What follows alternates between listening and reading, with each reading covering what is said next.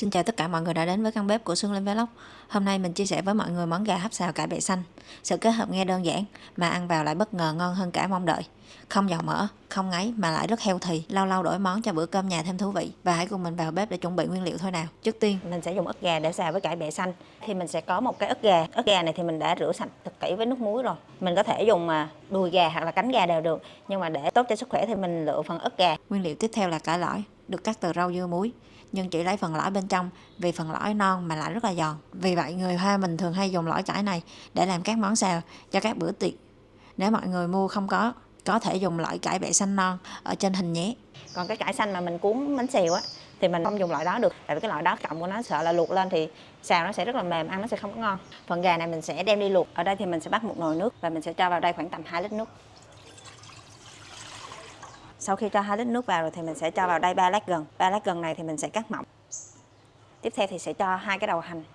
2 đầu hành này thì mình chẻ làm đôi rồi mình sẽ cho vào luôn. Mình sẽ bật bếp nấu.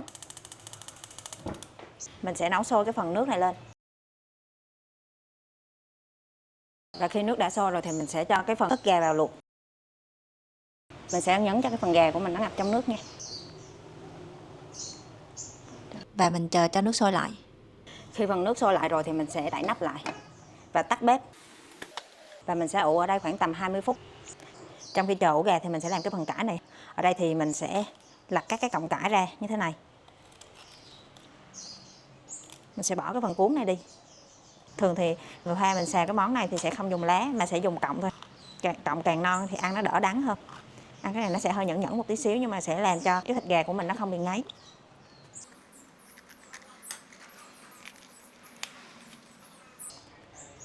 Mình sẽ cắt bớt cái phần lá nó hư đi.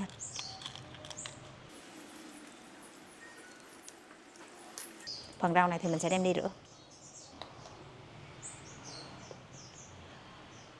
Phần cải của mình đã rửa sạch sẽ rồi thì mình sẽ cắt lại. Ở đây mình sẽ cắt bỏ bớt vì khi luộc lá dễ bị nhũng. Sau đó thì mình sẽ cắt miếng vừa ăn. Sẽ cắt hơi xéo một chút xíu như thế này ha.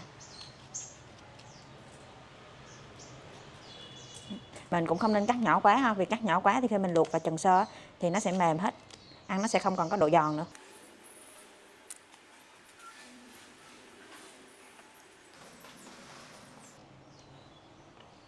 Đây là cái phần cải mình đã gọt xong rồi thì mình sẽ chờ đem đi trụng sơ nha. Sau khi gà đã ủ được 20 phút rồi thì mình sẽ mở nắp ra và gắp cái phần gà ra luôn.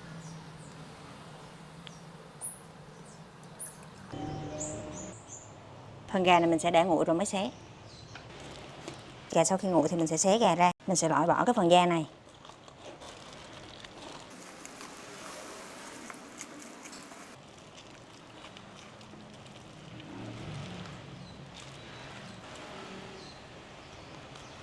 Gà thì mình sẽ chọn gà ta để mình luộc. Nếu không mua được gà ta ngon, mọi người có thể dùng gà Mỹ. Cách nấu thì mình sẽ chặt gà thành miếng vừa ăn, xào gà trước, sau đó mới cho rau vào xào. Phần da gà này mình cũng có thể để lại. Nếu mà mình sợ béo quá thì mình có thể bỏ cái phần da gà này ra. Và bây giờ thì mình sẽ xé nhỏ cái phần gà này. Nhưng mà đừng xé nhỏ quá. Xé nhỏ quá thì nó sẽ không còn có độ dai nữa.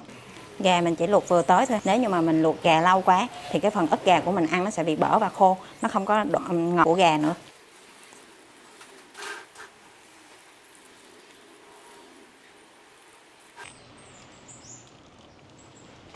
Mình xé xong gà rồi, bây giờ mình sẽ ướp gà trước khi xào. Gà sau khi xé thịt ra thì ở đây nó khoảng tầm 300 g. Mình sẽ ướp vào đây 1/4 muỗng cà phê muối, 1/2 muỗng cà phê bột nêm gà, 1/2 muỗng cà phê đường cát, 1 muỗng cà phê dầu hào. Để món này được thơm và ngon hơn thì mình sẽ cho vào đây một ít dầu mè. Mình sẽ trộn đều gà này. Để gà được ngon và thấm gia vị hơn thì mình sẽ ướp khoảng tầm 20 phút.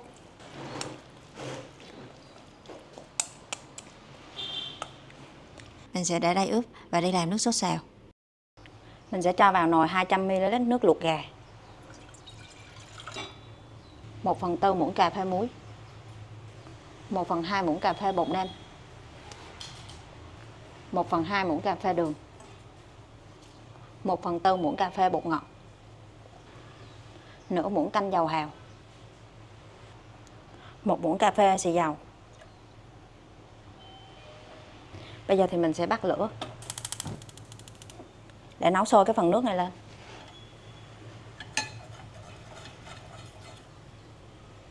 Nước đã sôi rồi thì mình sẽ tắt bếp.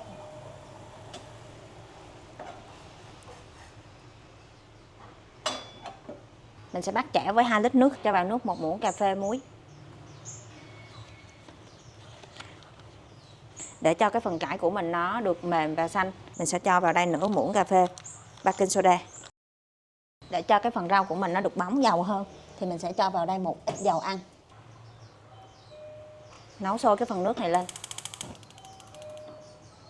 Và mình sẽ chuẩn bị thêm một thau nước. Để khi mà mình trụng rau thì mình sẽ vớt nó ra ngoài này, cho rau nó không bị nóng quá thì nó chín mềm. Sau khi phần nước đã sôi rồi thì mình sẽ cho cải vào. Mình sẽ để sơ rau cho phần rau được trộn đều. Chân cải khoảng 1 phút rưỡi. Đủ 1 phút rưỡi, vớt cải liền qua thau nước lạnh.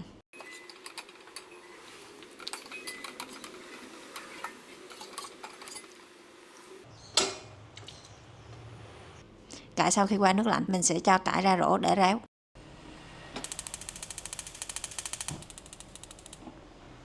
Mình sẽ bắt chảo lên. Chảo nóng thì mình sẽ cho vào chảo khoảng 1 vá mỡ heo.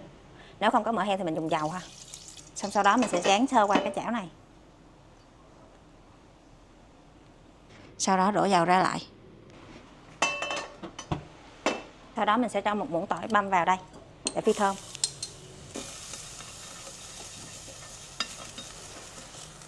Sau khi tỏi thơm thì mình sẽ cho cải vào.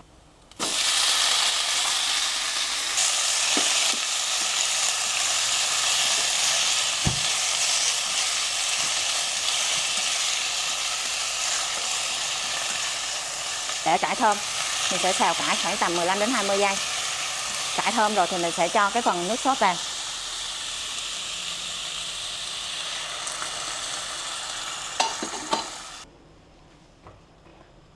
Ở đây thì mình sẽ cho cái nước bột khoai tây vào. Nước bột khoai tây này thì gồm có 1,5 muỗng canh bột khoai tây và 2 muỗng canh nước. Mình sẽ cho vào nước rau đang xào để tạo cái độ sánh cho rau. Sau khi cái nước của mình nó đã bắt đầu sánh lại rồi thì mình sẽ cho cái phần thịt gà vào.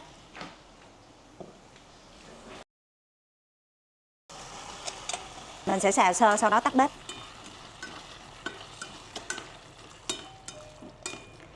Mình đã tắt bếp rồi và bây giờ mình chỉ đảo lại thôi. Và cho vào đây thêm một miếng dầu mè.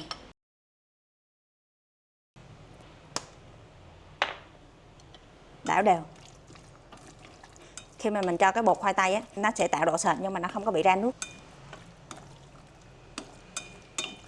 Và mình sẽ cho ra dĩa luôn. Thịt gà mềm, không khô, cải xanh thì giòn giòn, thấm vị mặn nhẹ, mát ruột, trôi cơm mà không cần nhiều dầu mỡ.